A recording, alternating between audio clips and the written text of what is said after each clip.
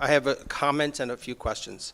One is that there's no perfect voting system, since Kenneth Arrow proved this in 1950, and that every system is subject to, there's an incompatibility of head-to-head winners versus voting on a lower choice. If you vote your lower choice candidates and reverse their order, you can affect the outcome. So although ranked choice voting may be better, how does it meet up in terms of transparency? How do you count the ballots? And does it allow for recounting? So how do you count the ballots?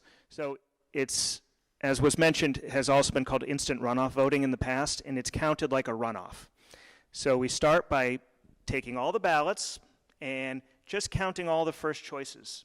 Each ballot is counted just to the first candidate on that ballot, just like we do today. And if any candidate has a majority of those first choices, more than 50%, they win. And the outcome would be, at that point, just like it is today. They win right away. The difference comes when no candidate gets more than 50%. And then we go to an automatic runoff. There are runoff elections conducted around the United States. In fact, many cities in Massachusetts have the preliminary general election where the top two go on, which is kind of like a runoff. In instant runoff and ranked choice voting, instead of having a two-person runoff, you just eliminate the lowest vote getter, the last place candidate. If nobody has a majority, the last place candidate is eliminated. And everybody that had their vote counting who voted for that last place candidate first instead has their vote counted toward their second choice.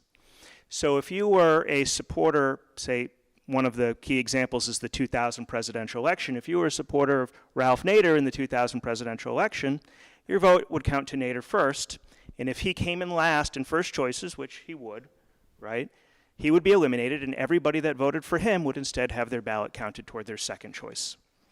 And then we look again and say, does any candidate have a majority? If we don't, we just repeat the process. The last place candidate is eliminated, and people that voted for the last place candidate have instead their vote counted toward their second choice.